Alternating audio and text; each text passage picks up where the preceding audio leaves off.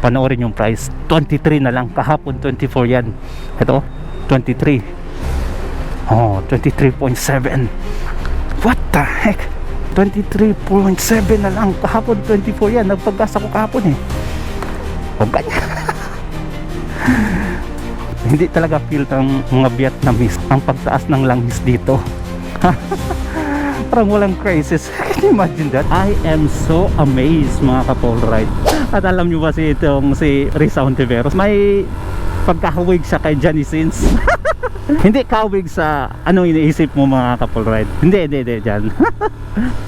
Kasi itong si Hontiveros, minsan magiging mangingisda. Minsan palengkera.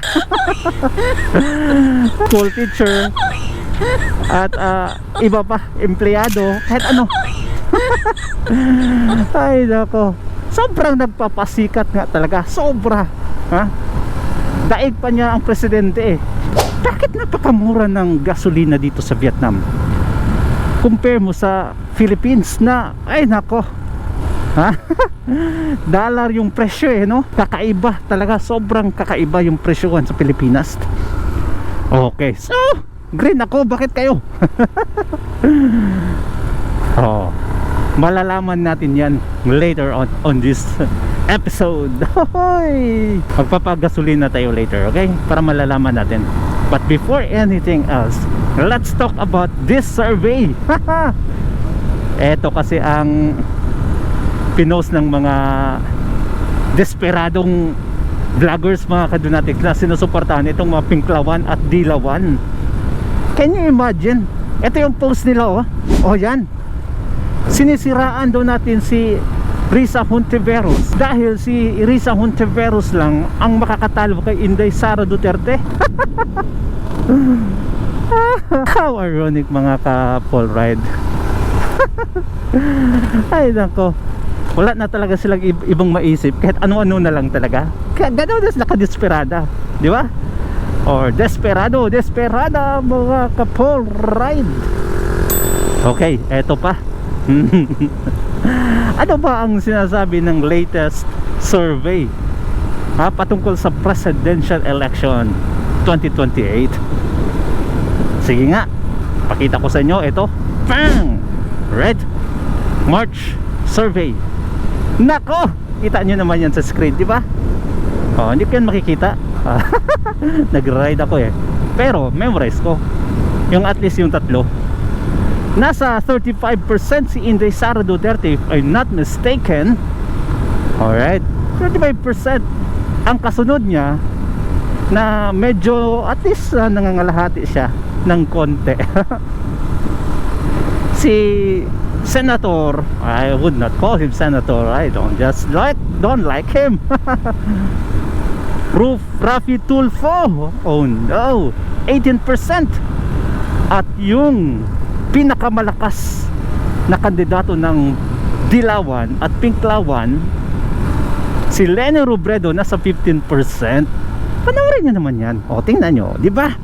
At yung sinasabi ng mga Dilawan na kinakatakutan daw natin na si Risa Hontiveros, asan siya? Asan siya sa lista? Please remind me, hindi ko makikita eh. Ay, ayun, nasa kabila, 0.7%. Nakakatuwa naman, sobrang nakakatuwa talaga. Ay nako, sinasabi nilang takot na takot daw tayo. Saan? Saang banda? Kasi hindi ko makikita kung saan tayo matatakot. Kawawang mga nilalang, di ba mga ka-Polride? O sige nga, comment down below mga ka-Polride kung talagang takot na takot tayo kay Risa Hontiveros. At alam nyo ba si Risa Hontiveros, may pagkahawig siya kay Johnny Sins. Hindi kahawig sa anong iniisip mo mga ka-Polride. Hindi dyan. Kasi itong si Hontiveros, minsan magiging mangingisda. Minsan palengkera. School teacher. At iba pa, empleyado, kahit ano. Ay nako, sobrang nagpapasikat nga talaga, sobra, ha? Daig pa niya ang presidente eh. Ay nako, ito si Hontiveros talaga. Noon, nako, makikita mo ba yan sa public? Makikita mo ba yan si Hontiveros? Hindi. Siguro pa minsan-minsan pag may big event kung saan siya pwede maka-epal. Oh, di ba? Pero ngayon, ha? Dahil kinonsider siya na pwedeng tatakbong pagka-presidente, ako, grabe. Nambulusok ug sa Bisaya pa ang mga post niya. Halos araw-araw eh, punta dito, punta doon. Grabe, ha? Parang nagko-community service na nga eh. Ay, sobrang kaipalan ng mga dilawan. Ay, amot na lang, sobrang sama ng kanilang dignidad or integridad ng dilawan. Ang strategy ni Leni Robredo, gumawa ng ibang kulay, ha? Pero yung mga supporters nila galing pa rin sa dilaw. Same source, iba lang yung kulay. Kaya nako, ang kinakatakutan ko ngayon ay baka mag-form na naman sila ng ibang kulay sa 2028 election. Nako, maubos na nila yung kulay na, you know, I love yellow before, and tapos one of my favorite colors is pink. Hindi naman sinasabing badjing tayo, hindi, paborito ko yan noon. Kinuha na nila. I have to hate them. These colors, I have to hate them. Kinuha na nila eh.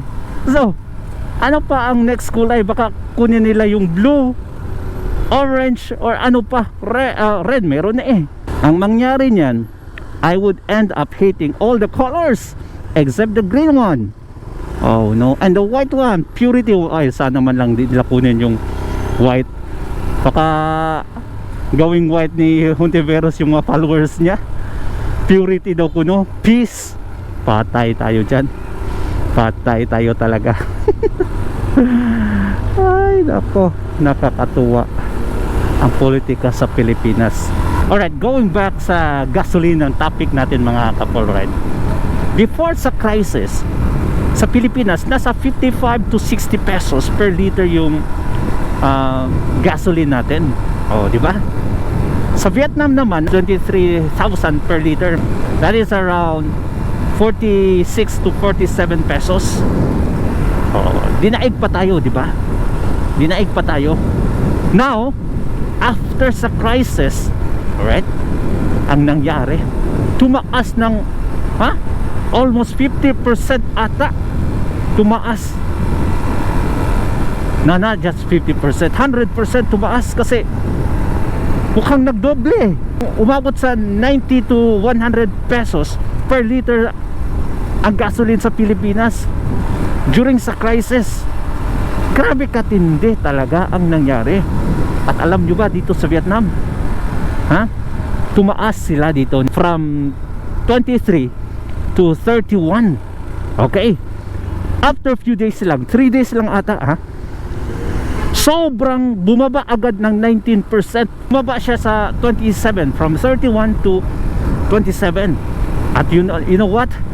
After another day or maybe another days, hindi nga umabot ng week bumaba na siya into 24, which is ngayon nananatili siya sa 24. Kung i-convert natin yan sa Pilipinas, nasa 48 to 49 pesos lang yan. Di ba? Katindi talaga ng Pilipinas.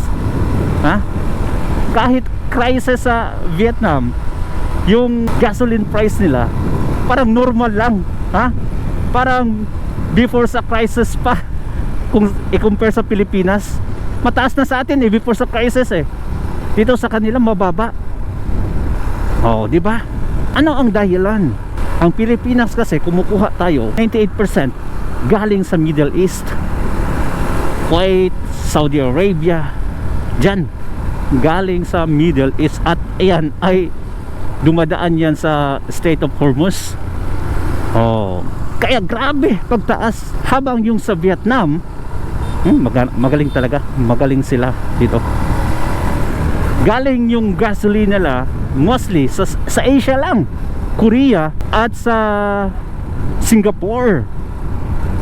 Alam naman natin na may refineries dyan sa Singapore na Petronas at Rotterdam's refinery. Yan yung sabi ni Senator Marcoleta, bakit hindi tayo bibili sa Singapore na ang baba ng presyohan? Ang DOE walang sagot. Ang Department of Energy i-consider lang daw nila. Ay wala talaga, walang silbi, sobrang walang silbi na mga namumuno sa Pilipinas. Kaya nga grabe, umabot sa 100 pesos ata per liter. Meron tayo refinery, Petron refinery sa Bataan, pero sobrang liit niyan, kulang na kulang. While eto maganda sa Vietnam, may refinery din sila, maraming refinery sa Vietnam. Oh, okay, wait a minute, magpapagas muna tayo. Okay, ayan. Batam.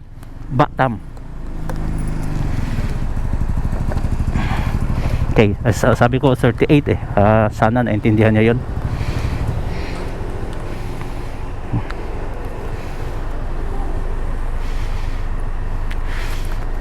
Panoorin yung price, 23 na lang. Kahapon 24 yan. Ito 23. 23.7. What the heck?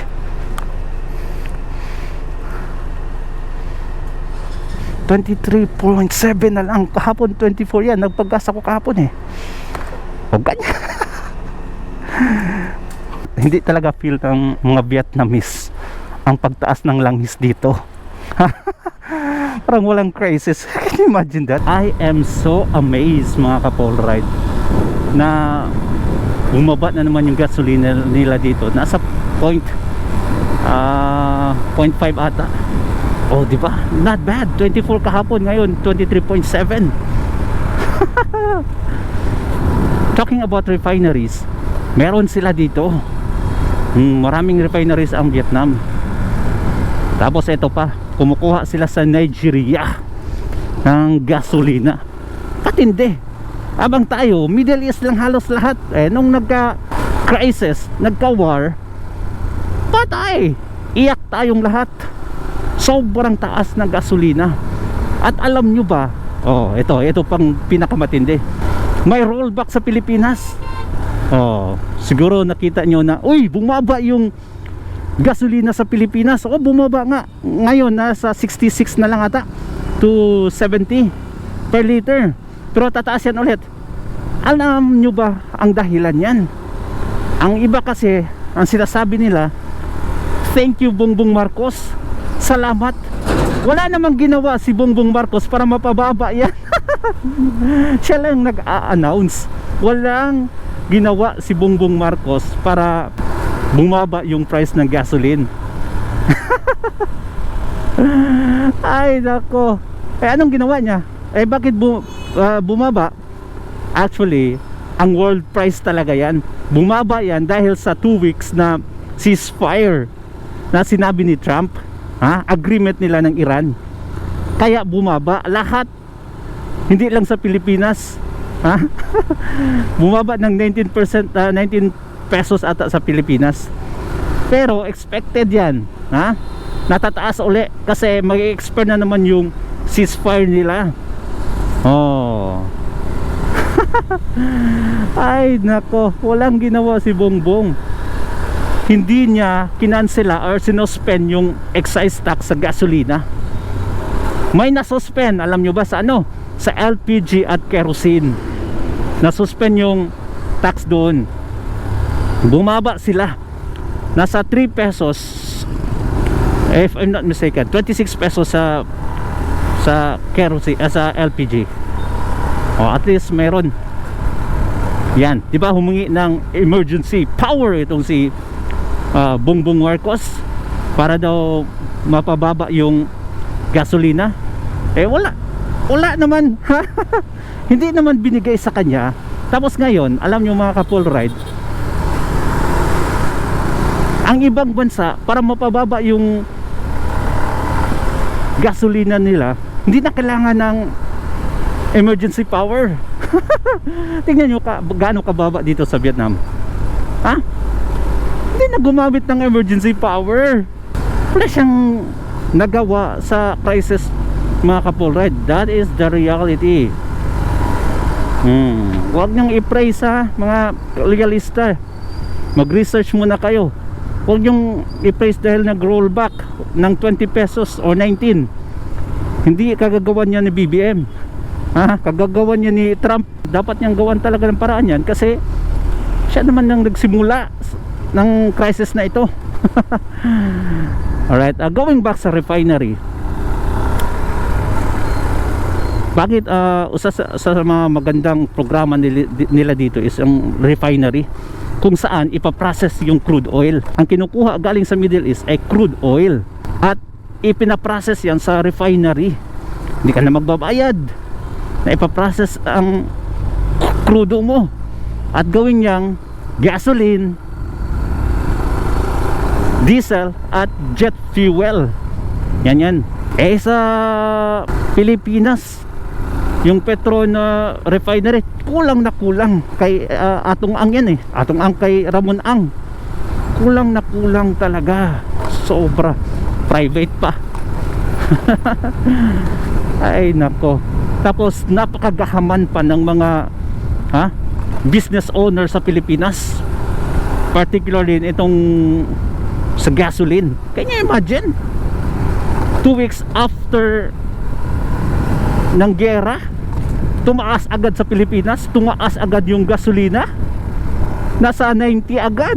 What? Supposed to be mag-e-effect yan after 1 month kasi may supply pa yan at least once in a month darating yung crudo sa Pilipinas, so may supply pa during that time, pero tumaas agad hindi pa nga epekto sa Pilipinas.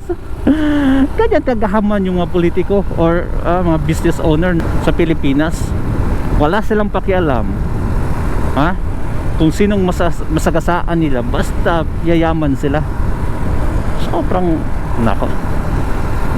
Ay nako, matindi yung gobyerno, matindi pa itong mga middleman.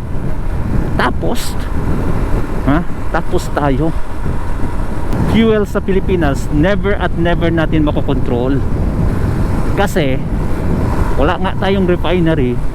Tapos kinukuha natin 98% sa Middle East. So kung anong mangyayari sa Middle East ay talagang bagsak tayo.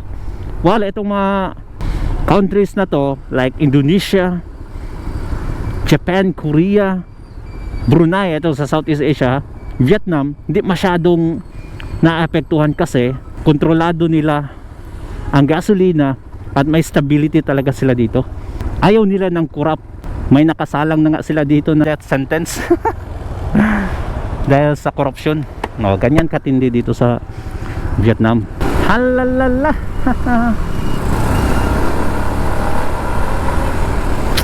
Okay. Pam. Harley Davidson of Hanoi. Grabe maglalaway ka na lang. Maglalaway ka na lang. Grabe. Maglalaway talaga pa makakita ako ng tawag dyan, big bike. Though I don't personally like yung style ng mga Harley Davidson. Ang gusto ko yung mga sports bike yung datingan, yung napakapogi ng dating. Diba? Anyway. So ano yung gagawin natin ngayon? Wala, tunganga. Tunganga tayo, maghihintay ng mirakulo kung kailan bababa si Marcos Jr. Yan na lang talaga yung pag-asa natin, mga Kalpol Ride, kasi wala super hopeless talaga yung situation natin ngayon. At alam nyo ba mga Kapol Ride, may joke itong mga Dilawan at Pinklawan. Anong joke nila? Gusto nilang tumakbong pagkasenador itong si Lovely Granada.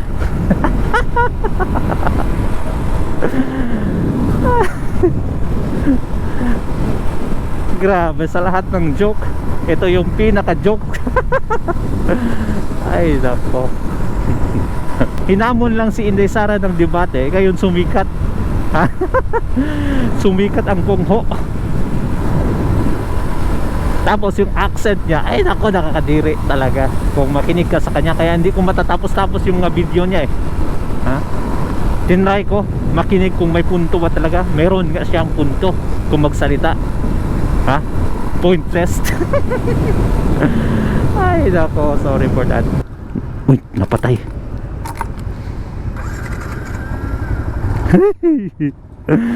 Napatay yung motor ko. Basta talaga akala ko kung ano na. Pag ganito daw, pag traffic light, okay, huwag nyo daw, pag naka manual kayo, huwag nyo daw i-neutral, kasi whatever happens sa likod, may bangga-bangga mangyayari, pwede nyo diretso agad.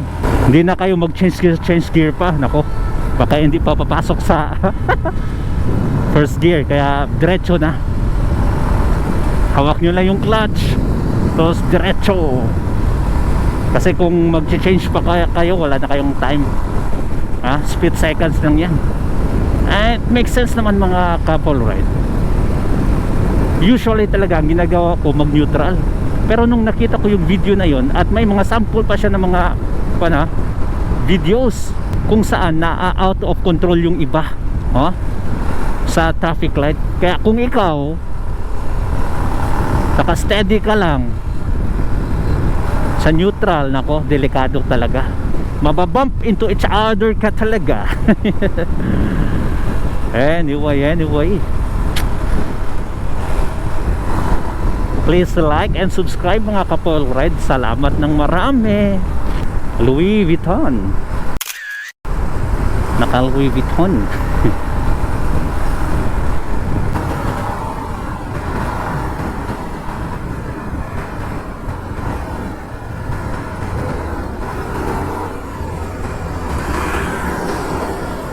Ay, hindi talaga natin naabutan yung green light. 64 seconds. Dali.